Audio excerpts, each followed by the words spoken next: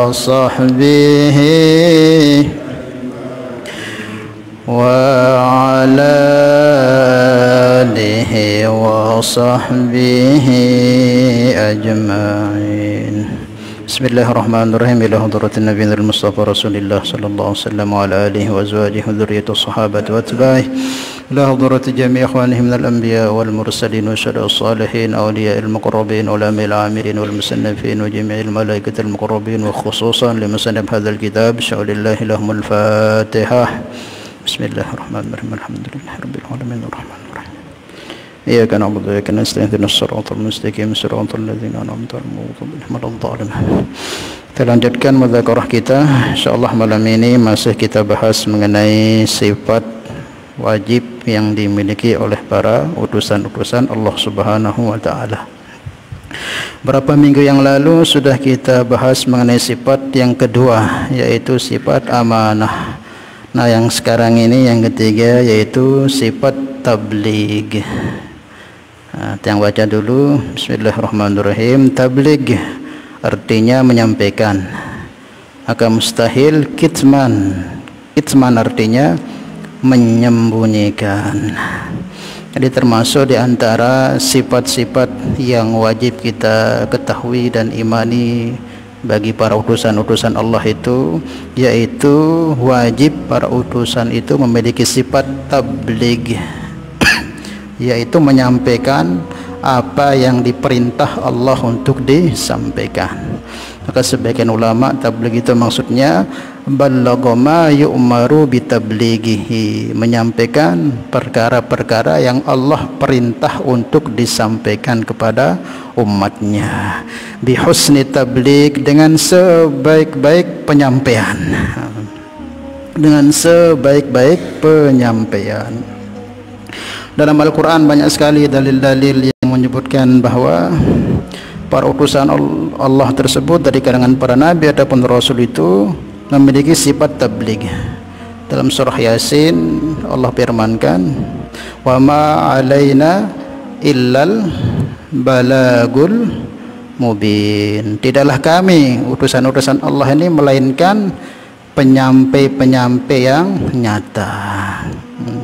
Dalam ayat lain juga Allah sebutkan, uballigukum risalata rabbi wa ana lakum nasihun amin. Uballigukum, kami menyampaikan kepada kalian risalata rabbi, risalah-risalah Tuhan kami, wa ana lakum, dan kami bagi kalian nasihun amin, adalah pemberi nasihat yang dipercaya. Jadi banyak, intinya banyak ayat-ayat yang menyebutkan bahwa memang sifat yang ada pada diri Rasul itu mesti mereka menyampaikan apa yang Allah perintah untuk disampaikan.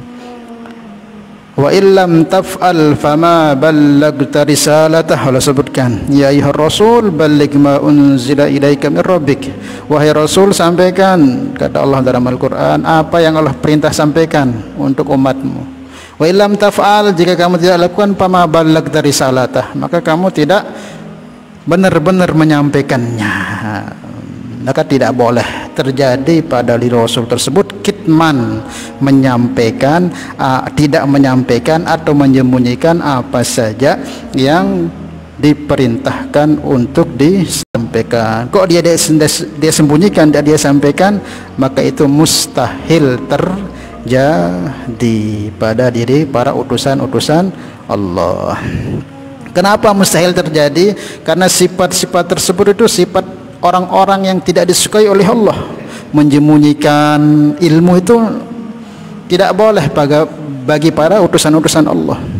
Dalam hadis Nabi sabdakan, katimul ilm yal'anuhu kulli syai', orang yang menyembunyikan ilmu, tidak disampaikan, maka dia dilaknat oleh segala sesuatu, bukan hanya Allah. Kulla syai', semua, ya Allah laknat dia, ya manusia, ya binatang, ya hewan, semua melaknat dia. Kalau memang dia itu punya ilmu, kok dia tidak mau sampaikan, yal'anuhu kulla syai', maka Allah akan laknat, maka dia akan dilaknat oleh segala sesuatu.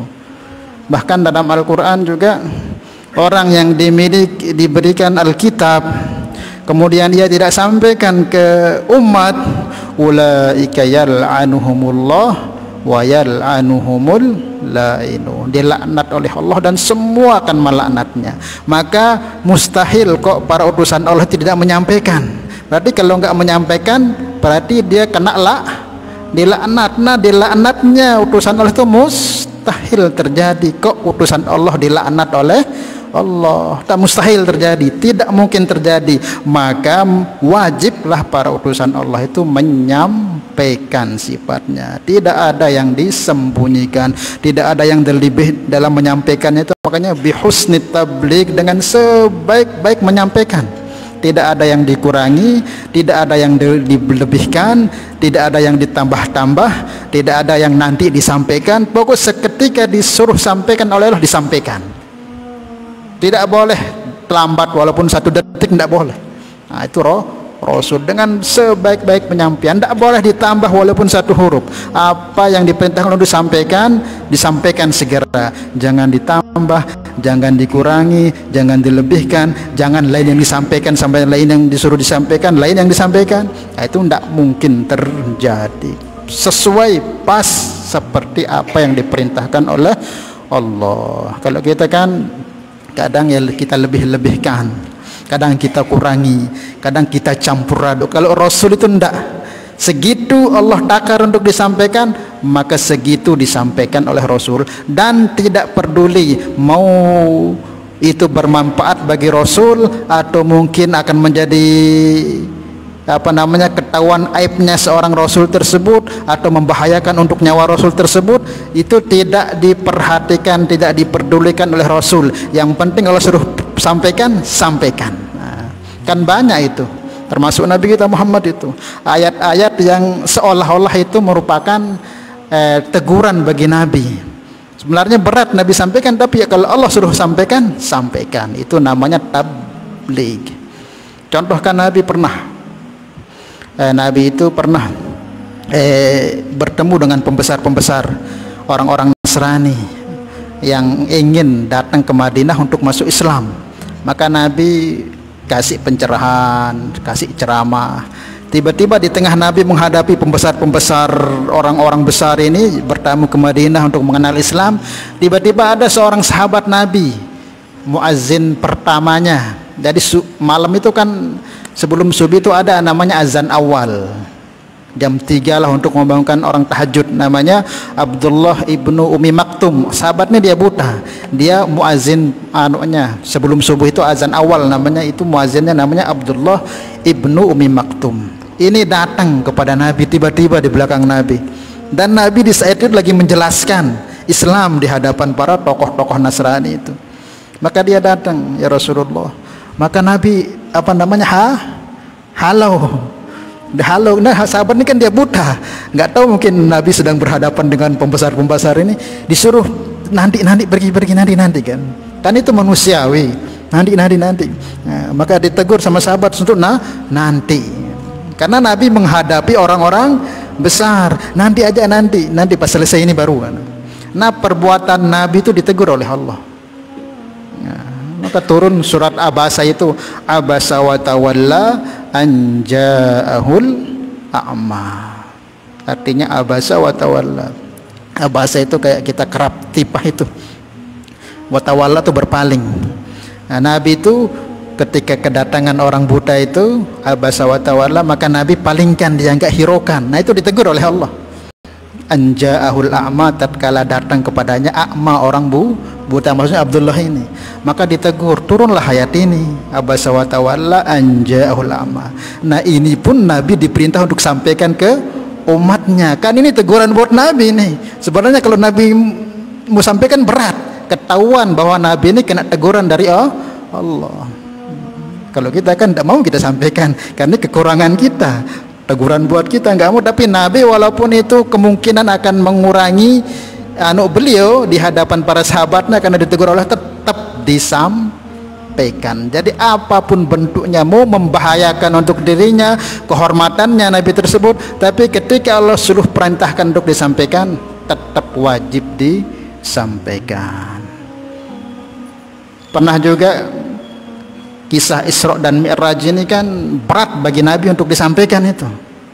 Nabi dari Mekah ke Palestina, ke Sidratul Muntaha, keliling sorga, keliling neraka, kembali ke sorga, turun naik tuh di Arsy itu berjumpa para Nabi, kemudian balik lagi ke Palestina, balik lagi ke Madinah, hanya dalam setengah malam. Ada bilang 1 malam. Kan kalau pakai akal sehat kita tidak mungkin kalau itu dilakukan oleh manusia, nggak mungkin. Ini secara akal manusia ini tidak akan bisa, sekuat sehebat apapun manusia tidak akan mampu melakukan perjalanan secepat itu hanya dalam 1 malam. Padahal antara Mekah ke Palestina 40 hari loh jalan kaki pakai onta. Kok Nabi bukan hanya ke Palestina, bolak-balik Mekah, surga, neraka, Sidratul Muntaha terus balik hanya 1 malam. Dan Allah perintahkan Nabi Muhammad sampaikan ini ke umatmu. Kan berat sebenarnya bagi Nabi ini. Pasti nanti saya akan didustakan, sudah nggak ada yang percaya. Mesti nggak ada yang akan percaya dengan perkara ini. Nah, itu semisal terhadap bentikan dalam hati Nabi gitu. Khawatir Nabi ini mesti akan ada penolakan. Tapi ya karena tugasnya Nabi itu menyampaikan, nggak peduli. Walaupun nanti berat, saya akan dimusuhi atau saya akan dikatakan pembohong, saya akan dikatakan pembuat dongeng-dongeng yang nggak jelas, cerita macam-macam, mana mungkin, tetap Nabi bisa sampaikan ke umatnya.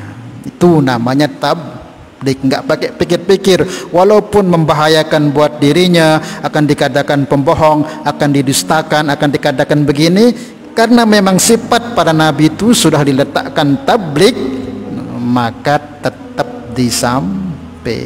Dalam itu kan eman-eman itu milih sampai tetap risiko nih, mesti kita akan dikatakan pembohong, pasti kita akan dikatakan macam-macam. Tapi Nabi itu ndak. Itu menunjukkan bahwa sifat para Nabi itu tabligh, menyampaikan. Kalau sudah Allah suruh sampaikan, apapun yang terjadi tetap harus disampaikan.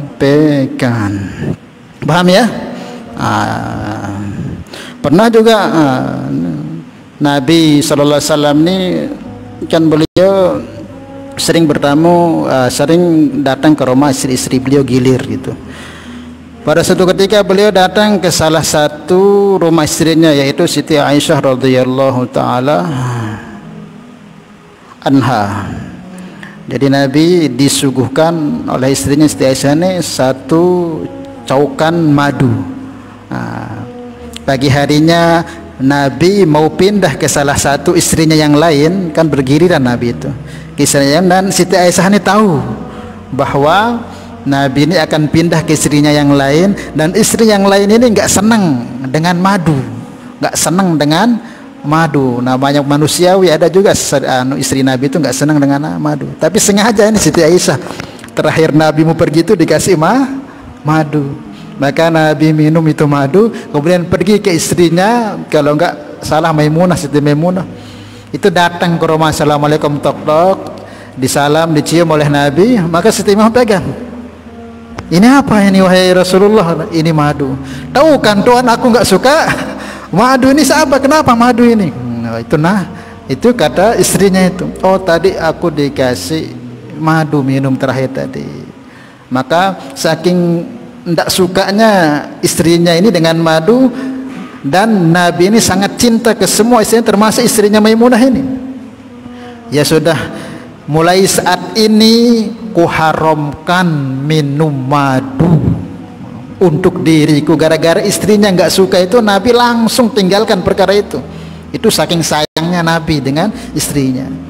Kalau sudah ada saja hal yang nggak disukai sama istrinya, itu Nabi langsung tinggalkan, kamu buat untuk menjaga istrinya, menjaga perasaan istri. Namun itu kan dek sanina tendek demen doang gawein. Itu selamun Nabi dek, sekali istrinya gak suka langsung Nabi tinggalkan. Itu saking sayang, ndak mau bikin susah. Karena ketika Nabi katakan mulai saat ini aku tidak mau lagi kuharamkan diriku untuk minum madu, maka ditegur oleh Allah langsung. Apa bunyinya ayatnya? Ya ayuhan nabi la tuharrimu ma ahallallahu lak wahai nabiku, jangan kau mengharamkan apa yang aku halalkan, kata Allah. Madu itu kan halal kan, obat malah itu.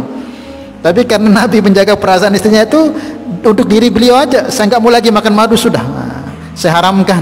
Maka ditegur oleh Allah, wahai Muhammad kekasihku, jangan kau haramkan perkara yang aku halalkan. Dan Allah perintahkan sampaikan ini ke umatmu. Disampaikan sama Nabi. Sebenarnya berat kan, ketahuan ini aib bagi Nabi ini kan, tapi karena Allah perintahkan untuk sampaikan, disampaikan. Nah, itulah termasuk dari sifat tablignya para utusan Allah, menunjukkan memang enggak dipilih-pilih mana yang sesuai dengan cocok dengan nafsu beliau sampaikan. Nanti kalau kelihatannya akan mudarat, membahayakan, merusak hormat beliau, tidak disampaikan. Oh, enggak begitu Nabi itu. Beda dengan kita ceramah yang sesuai dengan nanti hal-hal yang berat, nanti kita kayaknya nanti ditinggalkan sama jamaah kita, tidak berani kita sampaikan. Itu kita ini supaya tetap jamaah kita ini banyak, kita sampaikan hal-hal yang bagus-bagus saja. Yang hal-hal yang agak-agak nanti tidak usah pada pelih jamaah. Itu kalau Nabi itu tidak mau membahayakan, mau menyenangkan, mau tidak peduli. Ketika Allah sudah perintahkan, tidak peduli mau orang senang, mau suka, mau dukung, tidak disampaikan. Itulah yang namanya sifat para nabi itu, yaitu sifat wajib menyampaikan, yaitu tabligh. Kemudian apa saja yang Nabi sampaikan, para rasul utusan Allah itu sampaikan banyak sekali. Yang minimalnya dari yang banyak tadi itu minimal ada 5 yang disampaikan oleh inti-inti yang disampaikan oleh para utusan-utusan Allah itu. Dalam Al-Quran Allah firmankan, laqad manallahu 'alal mu'minin idz ba'atsa fihim rasulan minhum yatlu 'alaihim ayatin wa yuzakkihim wa yu'allimuhumul kitab. Di sini ada 3, nanti ada tambahannya lagi. Sungguh anugerah amat besar yang Allah berikan kepada kita kaum mukminin, idz ba'atsa fihim rasula, tatkala Allah kirim utusan kepada kita yang tugasnya apa? Yatlu 'alaihim ayatina, mengenalkan kepada umatnya ini akan tanda-tanda kekuasaan Allah. Maksudnya apa? Pertama tugas Nabi itu mengenalkan Allah kepada umatnya. Semua para nabi misi pertamanya yaitu tauhid, yaitu mengenalkan manusia kepada Allah subhanahu wa ta'ala. Itu misi yang pertama. U'budullah ma lakum min ilahin ghairuh, wahai kaumku sembahlah Allah, ma lakum min ilahin ghairuh, yang tidak ada Tuhan selain daripada Allah, tidak ada sembahan selain daripada Allah. Itu misi pertamanya para nabi, yaitu mengenalkan, ini intinya ini, mengenalkan Allah kepada semua umatnya, bukan umatnya, semua makhluk yang ada di dunia ini, khususnya ya dari kalangan manusia dan jin. Itu misi pertama semua para utusan-utusan Allah. Ini yang harus disampaikan, ini yang lebih utama, yang awal yang harus disampaikan oleh para nabi. Kemudian yang kedua, yatlu alaihim ayatina wa yuzakkihim, dan mensucikan mereka. Maknanya apa? Selepas mereka kenal Allah, maka jangan sampai kamu sekutukan Allah. Maksudnya wa yuzakkihim itu bersihkan keyakinanmu, keimananmu kepada Allah, jangan kau campuri dia dengan kesyirikan atau keraguan. Itu kemudian dakwanya para nabi. Selepas dikenal Allah, maka nanti jangan kamu sekutukan Allah, jangan kamu ragu dengan janji-janji Allah, jangan kau duakan Allah. Itu yang diperintahkan oleh atau yang disampaikan oleh para utusan Allah. Itu yang kedua. Maka itu sifatnya orang mukmin apa? Ketika mereka beriman kepada Allah dan Rasulnya, tsumma lam yartabu, kemudian mereka sedikit pun tidak ada keraguan. Di dalam akhir daripada surat Al-Kahfi itu Allah perintahkan tidak hanya kita beramal saja, tidak hanya ibadah saja, tapi bersihkan ibadah kita itu dari kesyirikan. Faman kana yarju liqa'a rabbih falyamal amalan shalihan wa la yusyrik bi'ibadati rabbih ahada. Barang siapa yang ingin berjumpa dengan Allah dalam keadaan Allah ridha dengannya, falyamal man kana yarju liqa rabbih falyamal amalan sholiha, hendaklah dia buat amal-amal kebaikan, kemudian dalam kebaikannya amal-amal tersebut wala yusyrik bi ibadati rabbih ahada, jangan buat sekutu-sekutu kepada Allah, jangan buat keyakinan-keyakinan yang mampu memberikan manfaat mudarat, mampu memberikan keselamatan selain hanya kepada Allah Subhanahu wa taala. Selepas mereka dikenalkan oleh Allah, maka mereka diperintahkan untuk memurnikan, membersihkan keyakinan mereka kepada Allah. Jangan ada kesyirikan di sana, jangan ada keraguan-raguan di sana. Karena apa? Walaupun kita kenal Allah, tapi kita anggap ada yang selain Allah itu bisa memberikan nafa dan mudarat, rusak juga keimanan kita. Kemudian yang ketiga, tugasnya apa? Wa yu'allimuhumul kitab wal hikmah, baru diajarkan syariat Alkitab, diberikan cara-cara puasa, solat, zakat, haji, muamalah, muasyarah, cara jual beli, cara menikah, cara bermasyarakat, itu baru. Karena apa? Walaupun cara ibadah kita ini bagus, solatnya bagus, hubungannya dengan sama bagus, tapi kok ada mensyirikkan Allah, ragu-ragu dan jangan ada gunanya. Maka ini yang dulu harus bersih ini. Sembah Allah, kemudian dalam menyembah Allah jangan ada keraguan, jangan ada menyekutukan. Baru nanti yang syariat ini akan diterima oleh Allah. Maka ini dulu yang kita bersihkan. Bagaimana betul-betul mengenal Allah. Kemudian di saat kita mengenal Allah, menyembah Allah, jangan sedikit ada menyirikkan, meragu-ragukan daripada Allah, janjinya, ancamannya, zatnya, sifatnya atau af'alnya, jangan ada keraguan. Kemudian baru yang ketiga itu Nabi mengajarkan syariat, tata cara syariat, ibadahnya, cara-cara beribadah nih yang kita dengan Allah, salat, puasa, zakat. Kemudian cara muasyarahnya apa? Cara kita bergaul ini jangan sampai kita menzalimi, menyakiti. Kemudian muamalahnya, cara kita cari rezeki yang halal itu gimana supaya enggak kena riba, enggak kena tipu-tipu, enggak kena judi, tidak kena yang macam-macam. Kemudian cara munakahat yang benar, bagaimana cara menikah yang benar supaya kita enggak terjatuh ke dalam zina. Kadang ada orang nikah dengan masih ada hubungan keluarga nikah, atau kadang masih punya istri yang perempuannya nikah lagi dengan suami yang lain. Itu semua ada aturan-aturannya. Paham ya? Nah, inilah tiga inti yang disampaikan oleh para nabi. Kemudian yang keempat itu apa? Yaitu mengenalkan dirinya sebagai seorang nabi atau rasul kepada umatnya. Apa itu? Yaitu mengenalkan, wahai umatku, aku ini adalah utusan Allah kepada kalian.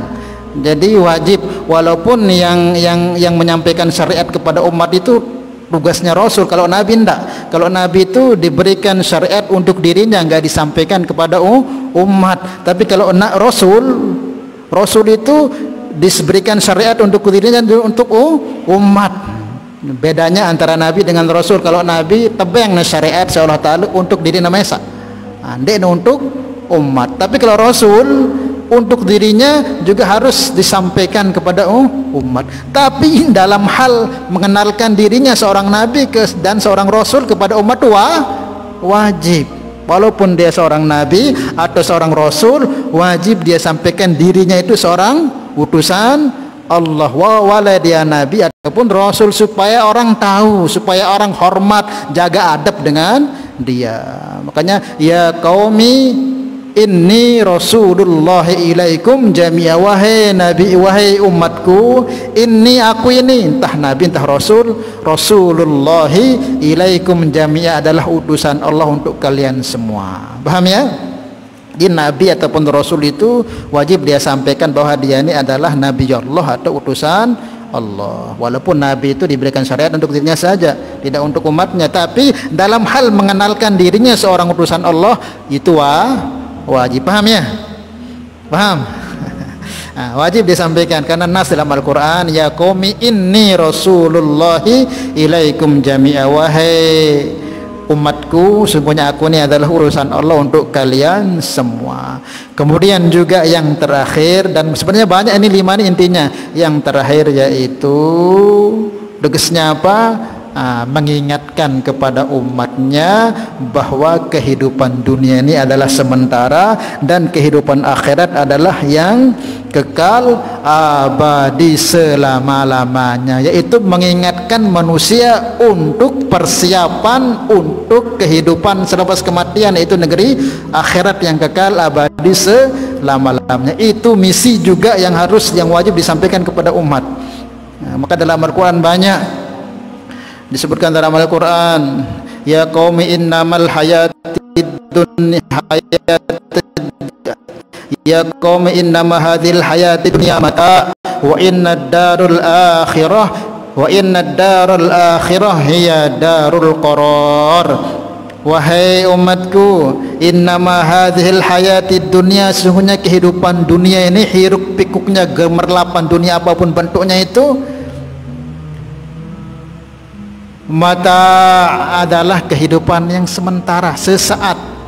Wa innad daral akhirah, dan sesungguhnya negeri akhirat yang nanti kita akan hadapi selepas mati ini, hiya darul qarar, itulah kehidupan yang sebenarnya, kehidupan yang sesungguhnya yang akan kekal abadi selama-lamanya. Jangan kamu terkesan dengan hiruk pikuk keadaan dunia. Dunia ini cuma sementara, susah sementara, senang sementara, kuat sementara, lemah sementara, kaya sementara, miskin, semua serba sementara.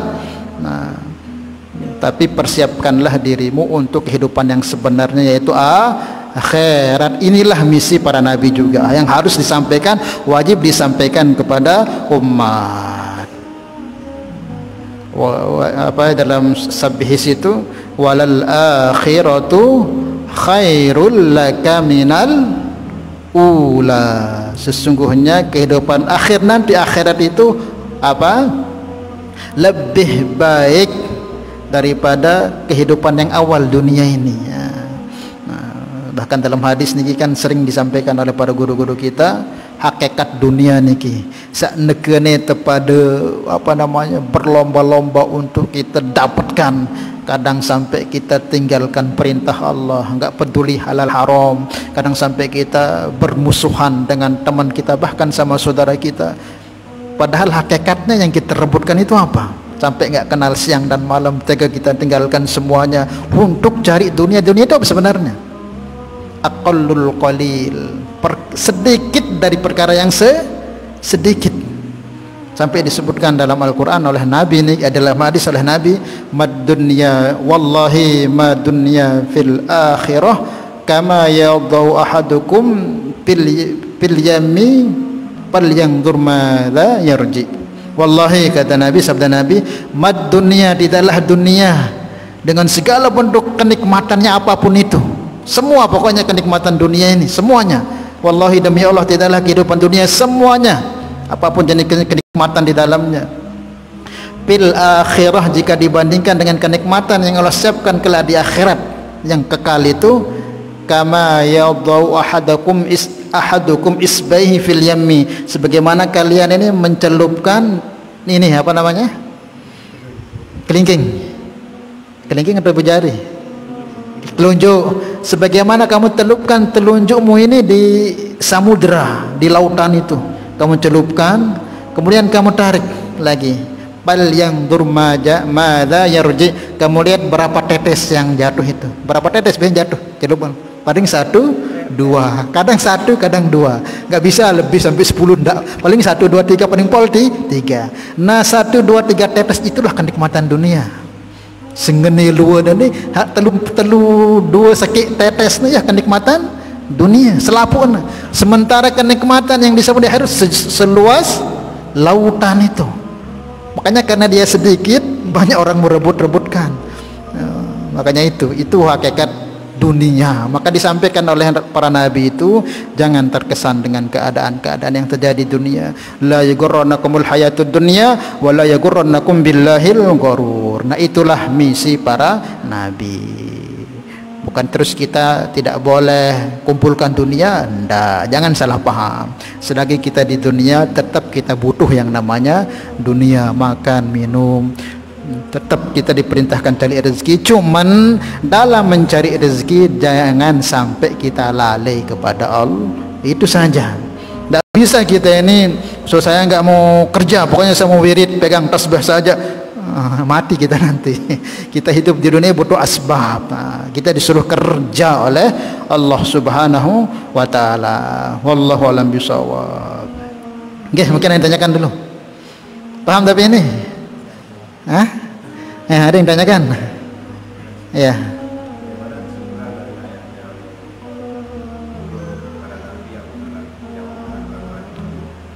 Yang mengharamkan Nabi. Iya, dari itu maka Nabi tidak jadi. Tidak ada yang mengharamkan itu untuk diri beliau, bukan untuk umatnya. Untuk saya aja saya haramkan. Tapi tatkala ditegur oleh Allah, ya nggak jadi. Allah menegur. Kalau Nabi tersian mengharamkan berarti tidak taat dengan Allah, dan tidak taatnya Nabi kepada Allah itu mustahil. Maka seketika ayat itu turun, maka Nabi tidak jadi. Maknanya ini pelajaran juga bagi kita sebagai seorang bapak-bapak, bagaimana betul-betul menjaga hati seorang istri kita. Kalau memang istri kita nggak senang ngerokok, dia ngerokok, tuh ngerokok, tuh jauh-jauh dah nih. Kadang seniatan dia demen ngerokok lagu, tetap doang, kadang gitu. Maka Nabi itu saking cintanya dengan istri-istrinya. Nah, maka ketika salah seorang istrinya nggak suka, langsung Nabi tinggalkan, menjaga hati istrinya. Jadi kesimpulannya cerita yang tadi yang beliau tanyakan itu, ya akhirnya ketika turun ayat itu, maka Nabi menghalalkan daging untuk dirinya begitu. Nah, maka minum madu itu sunnah hukumnya. Paham ya? Ada lagi? Kemudian juga niki masih ada 6 menit lagi. Sedikit juga yang sampaikan aturan kita mencari rezeki niki biar berkah, dan rezeki ini juga bisa memberikan keselamatan buat kita di akhirat. Nanti apa sembarang barang tempat ada kita nanti. Karena apa? Kuat enggak ibadah kita ini bergantung apa yang masuk ke dalam perut kita ini. Kalau halal, thayyibah, bersih, ndek haram ben subatam, ya wasa bank energi untuk mudah menjalankan taat, mudah telangkah kaki jok masjid, mudah tangan te berzikir, mudah telinga te untuk dengar pengajian. Itu sebabnya apa? Di antara sebabnya jika yang masuk ke perut kita ini barang-barang halal. Lagu lamun haram tama susah wah, mental. Mau ke masjid males terhadang si darah haram no. Dia terbawa. Kadang datang lagu dia terbetah. Kadang malah majlis ngurian teh. Itu apat dari makanan-makanan haram. Imam Abdul Wahab Asy'arani beliau mengatakan, kalau kamu ingin perbaiki amalanmu, kata beliau, pertama kamu perbaiki dulu makananmu. Kalau makananmu sudah baik, nanti mudah kamu perbaiki amalanmu. Tapi kalau makananmu masih belum jelas, masih yang subhat, apalagi yang haram, susah. Sekuat apapun kamu wirid, tetap tidak akan menolak dia itu. Makanan haram itu di tubuh kita itu tidak akan ibarat kita beli mobil di dealer misalnya, maka sudah ditulis pakai bensin ini, pakai oli ini. Kalau kita pakai aturan dealer itu, maka nanti mobil kita akan awet, akan bagus bertahun-tahun. Lalu jika yang kita masukkan bukan aturan dealer itu, semacam milis itu temak.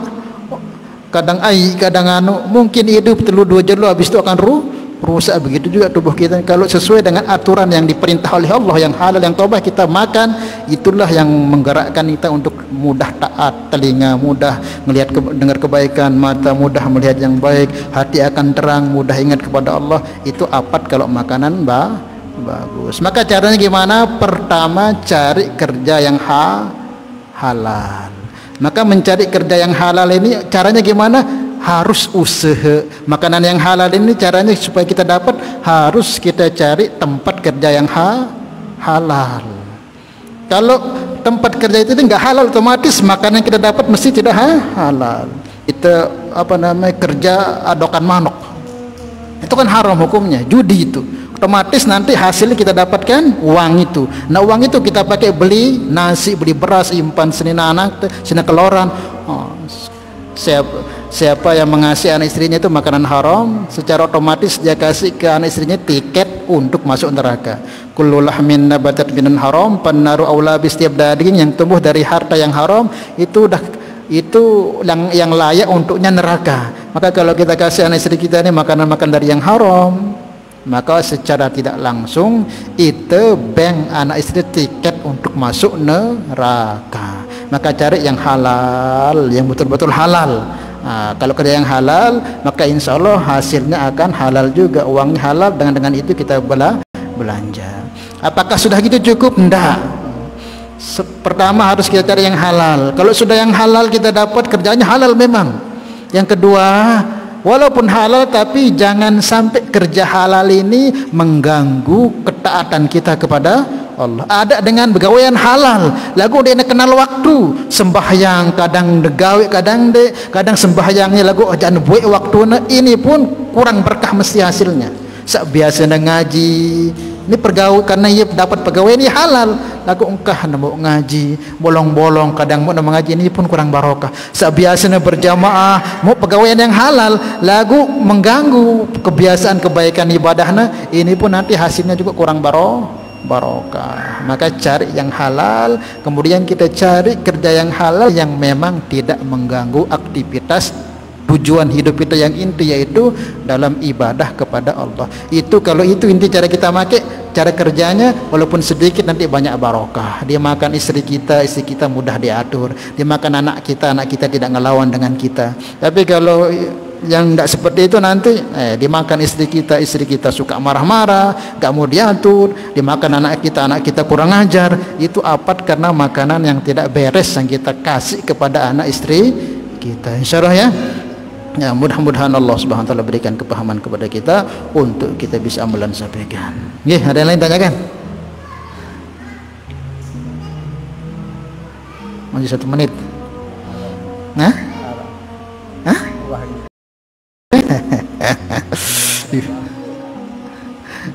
Okay, alhamdulillah. Mudah-mudahan Allah Subhanahu wa taala berikan kepahaman kepada kita untuk kita sama-sama bisa amalan sampaikan. Al-hadhihi niyyah al-Fatihah. Bismillahirrahmanirrahim. Alhamdulillahirabbil alamin arrahmanir rahim.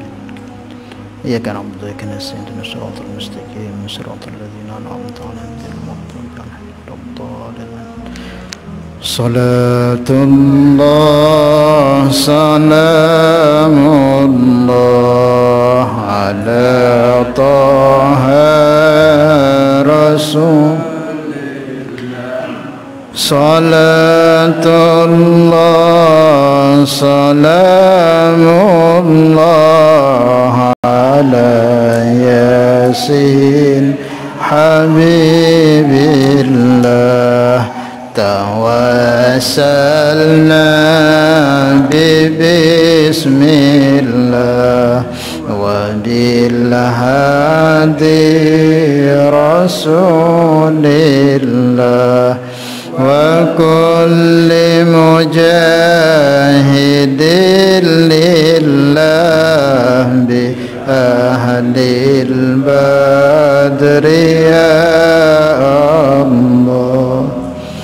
Subhanallah bihamdihi, subhanallah wa bihamdika, asyhadu an la ilaha illa anta, astaghfiruka wa atubu ilaik. Wassalamualaikum warahmatullahi wabarakatuh.